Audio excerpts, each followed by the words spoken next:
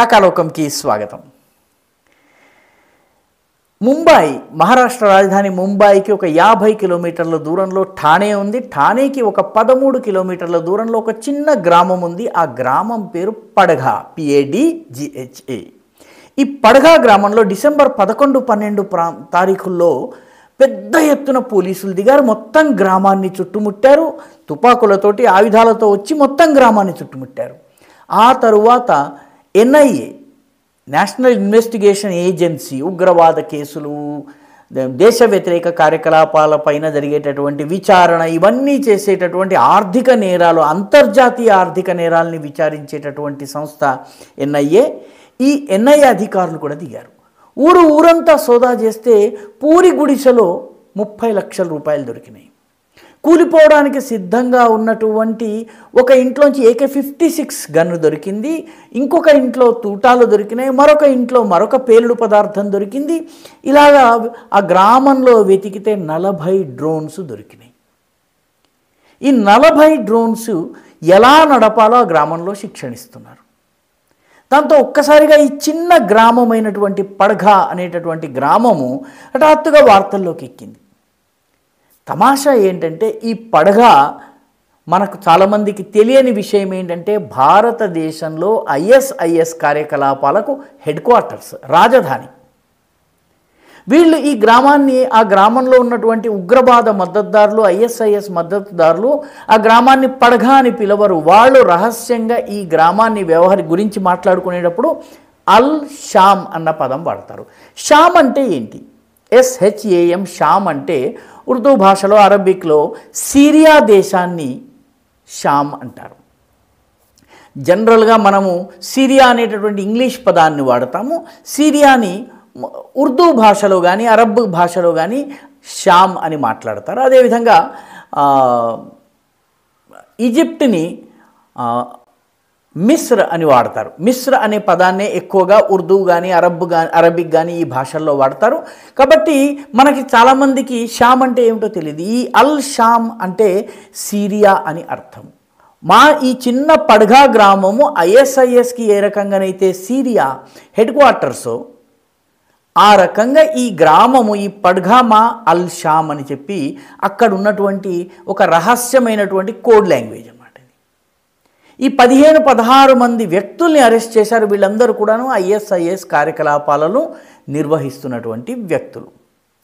చాలామందికి తెలియని విషయం ఏంటంటే, ISIS ప్రారంభ దశలో ISILగా ఉండేది.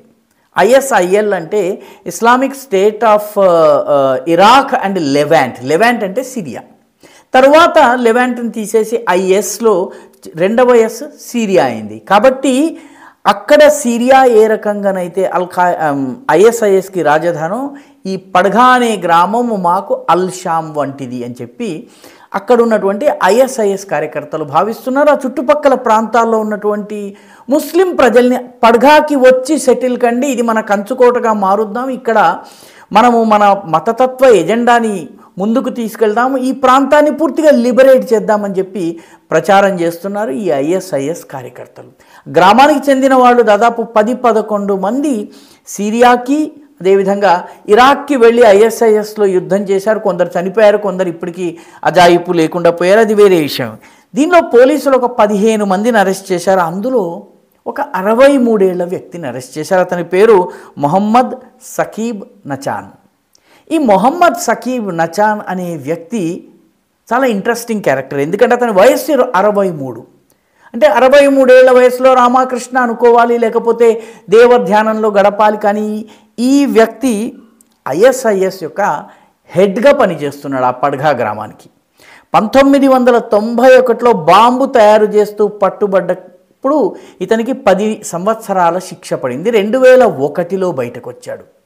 2001లో బయటకి రాగానే అతను ముంబై సెంట్రల్లో ఒక రైల్లో బాంబు పెట్టి, అదేవిధంగా ములుంద్ విల్లేపార్లేకి వెళ్ళేటటువంటి ట్రైన్లో కూడా అతను బాంబు పెట్టాడు. ఒక 14 మంది చనిపోయారు, 100 మంది వరకు గాయపడ్డారు. ఇది 2002, 2003లో జరిగిన సంఘటనలు. మళ్ళీ అతన్ని అరెస్ట్ చేశారు. మళ్ళీ 10 సంవత్సరాలు జైలు శిక్ష పడింది. జైలు నుంచి బయటకు వచ్చిన తర్వాత 2017లో అతను బయటకు వచ్చాడు. బయటకు వచ్చిన తర్వాత మళ్ళీ ISIS కార్యకలాపాలని ఆయన చేస్తూ వచ్చాడు. ఈ పడ్ఘా గ్రామము మత కల్లోలాలకి పెట్టింది పేరు. ఈ భివాండి దాని చుట్టుపక్కల ప్రాంతాల్లో ఉన్నటువంటి మతతత్వ దురహంకార ధోరణి ఏదైతుందో అది పడ్ఘాలో బాగా కనిపిస్తుంది. 84లో అంతకు ముందు కూడాను పెద్ద ఎత్తున ఇక్కడ అల్లర్లు జరిగినాయి. సో ఈ అతని కుమారుడు షామిల్ని కూడా పోలీసులు అరెస్ట్ చేశారు. షామిల్ని అరెస్ట్ చేస్తే షామిల్ పేలుడు పదార్థాలని అసెంబుల్ చేసి బాంబులు తయారు చేయడంలో ఎక్స్పర్ట్ అని తేలింది.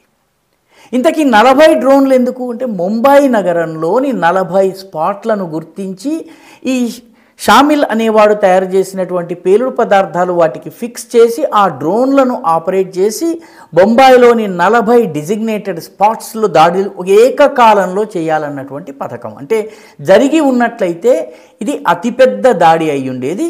మన ఎన్ఐఏ మన గూఢచారి వర్గాలు మొత్తానికి పడ్ఘా గ్రామంలో జరుగుతున్నటువంటి ఈ ISIS ట్రైనింగ్ చాలా సుదీర్ఘమైనటువంటి ట్రైనింగ్, డ్రోన్ ఆపరేషన్కి సంబంధించి పేలుడు పదార్థాల తయారీకి సంబంధించి ఉగ్రవాద కార్యకలాపాల గురించి ఇచ్చినటువంటి ట్రైనింగ్ గురించి ఎక్కడా ఎవరికి తెలియలేదు. మన గూఢచారి సంస్థలు పసిగట్టి ఈ గ్రామంపై ముందస్తుగా దాడి చేయటం వల్ల ఈ మొత్తము గ్రూప్ బయటపడింది. ఈ అరెస్ట్ అయినటువంటి 15 మందిలో 2 అన్నదమ్ములు ఉన్నారు. వాళ్ళు ట్యాక్సీ డ్రైవర్లు. ఒకటి పేరు రజీల్ అబ్దుల్ లతీఫ్, ఇంకొక తన పేరు రఫీల్ నచాన్. వీళ్ళు మామూలు ట్యాక్సీ డ్రైవర్లు, అసలు ఎవరితో గొడవ పెట్టుకోరు, చాలా శాంతంగా ప్రేమగా అందరితో వ్యవహరిస్తారని పేరు. కానీ తరచి చూస్తే వీళ్ళందరూ కూడాను చాలా తీవ్రమైనటువంటి లోతైనటువంటి మత దురహంకార భావనలే కాక ఉగ్రవాద ఆలోచనలు కలిగి ఉన్నవారని తెలిసింది. అరెస్ట్ అయిన వాళ్ళలో ఒకతని పేరు హసీబ్ జుబైర్ ముల్లా, ఇంకొక తన పేరు కషీఫ్ అబ్దుల్ సత్తార్ బలేరే, ఇంకొక వ్యక్తి పేరు సైఫ్ అతీక్ నచాన్, రెహాన్ అష్ఫాక్ సూసే, షఫక్ సాఫిక్ దివ్కర్, ఫిరోజ్, ఇంకొక తన పేరు ఫిరోజ్ దస్తగిర్ కంవర్, ఆదిల్ ఇలియాస్ ఖోట్, ముసాఫ్ హసీబ్ ముల్లా, రఫీల్ అబ్దుల్ హనీఫ్ నచాన్, అదేవిధంగా యాహ్యా రవీష్ ఖోట్, రజీల్ నచాన్, ఇలా మొత్తం 15 మంది పేర్లున్నాయి. ఈ 15 మందిని జాగ్రత్తగా గమనిస్తే వీళ్ళందరూ కొంకణీ ముస్లిములు, కొంకణ్ ప్రాంతానికి చెందినటువంటి ముస్లిములు. వీళ్ళలో చాలామందికి యెమెన్లో ఉన్నటువంటి హద్రమాట్ ప్రాంతంతో చాలా సన్నిహిత సంబంధాలు ఉన్నాయి. ఈ హద్రమాట్ ప్రాంతం నుంచి వచ్చినటువంటి వాళ్ళే మీకు కర్ణాటకలోని ఉల్లాల్, భట్కల్ ఈ ప్రాంతాల్లోనూ ఉన్నారు. మన హైదరాబాద్లోని బర్కస్ ప్రాంతంలో ఉన్నారు. ఇక్కడి నుంచే వచ్చినటువంటి ముఖ్యంగా యూఫ్రటిస్ నది పక్క నుంచి వచ్చినటువంటి వాళ్ళు కుఫీ అనేటువంటి జాతి, వీళ్ళు గుజరాత్లో ఉన్నారు. ఈ మొత్తము ఉన్నటువంటి కనెక్షన్స్ని ఉపయోగించుకుని వీళ్ళు ఒక పెద్ద నెట్వర్క్ని తయారు చేశారు. బొంబాయి నగరంలో భారీ ఎత్తున పేలుళ్లను నిర్వహించేటటువంటి ప్రయత్నం చేశారు. అయితే మన ఎన్ఐఏ దర్యాప్తు బృందం కానీ మన గూఢచారి వర్గాలు కానీ ముందస్తుగా పసిగట్టిన కారణంగా ఈ పెద్ద పేలుడు జరగకుండా, ఈ పెద్ద ప్రమాదం జరగకుండా పట్టుకోవడం జరిగింది. నాయకుడైనటువంటి మహమ్మద్ సకీబ్ ఎవరైతే ఉన్నారో 63 ఏళ్ల వయస్సులో 2 సార్లు 10 ఏళ్ల జైలు శిక్ష పడిన తరువాత కూడా అతనిలో ఉన్నటువంటి మతమౌఢ్యం కానీ ఉగ్రవాద తత్వం కానీ ఏమాత్రము తగ్గలేదు. కాబట్టి చిన్న గ్రామము ISISకి హెడ్ క్వార్టర్గా, ఈ మన ఇండియాలో మన దేశానికి సంబంధించినటువంటి హెడ్ క్వార్టర్గా వ్యవహరిస్తూ ఉంటున్నదన్న విషయము ఒక రకంగా ఆశ్చర్యం కలిగించేటటువంటి విషయము. ఇటువంటి పడ్ఘాలు ఈ దేశంలో ఎన్నున్నాయో వాటిని వెలికి తీయవలసినటువంటి అవసరం ఉంది. ఈ వీడియో మీకు నచ్చినట్టయితే లైక్ చేయండి, షేర్ చేయండి, ఈ ఛానల్కు సబ్స్క్రైబ్ చేయండి. మీ అభిప్రాయాన్ని కామెంట్ల రూపంలో తప్పనిసరిగా పంపించండి.